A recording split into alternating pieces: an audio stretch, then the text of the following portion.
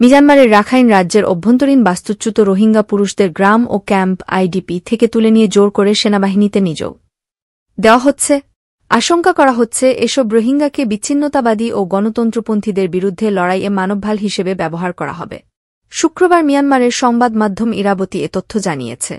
অধিকারকর্মী ও স্থানীয় বাসিন্দারা জানিয়েছেন, রোহিঙ্গা পুরুষদের যুদ্ধবিধ্বস্ত রাজ্যে পাঠাতে জান্তার সামরিক বাহিনীতে যোগ দিতে বাধ্য করা হচ্ছে। রাখাইনের গ্রাম ও শিবিরগুলো থেকে কমপক্ষে ৪০০ রোহিঙ্গা পুরুষকে ২ সপ্তাহের প্রাথমিক প্রশিক্ষণের জন্য সামরিক ঘাঁটিতে পাঠানো হয়েছে। ফ্রি রোহিঙ্গা কোয়ালিশনের সহ-প্রতিষ্ঠাতা নেসান লুইম বলেন, প্রশিক্ষণের সময়কাল মাত্র ২ সপ্তাহ।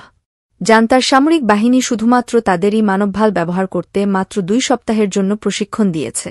শহরতলির বাসিন্দা এবং রোহিঙ্গা কর্মীরা জানিয়েছেন, আরাকান আর্মির বিরুদ্ধে লড়াই করার জন্য সিতোয়ে ও বুথিদাউং শহরের গ্রাম এবং আইডিপি ক্যাম্প থেকে ইতিমধ্যে অন্তত ৪০০ জন রোহিঙ্গা পুরুষকে জোরপূর্বক নিয়োগ করা হয়েছে।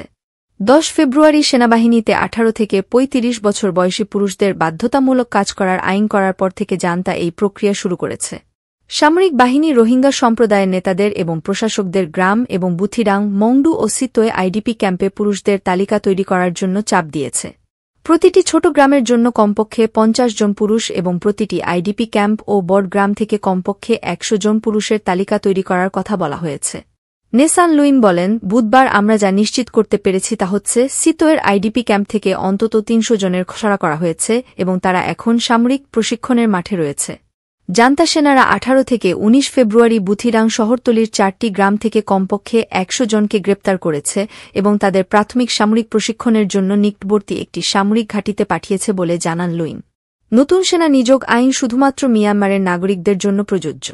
রোহিঙ্গাদের মিয়ানমারের নাগরিক হিসেবে স্বীকৃতি দেওয়া হয় না।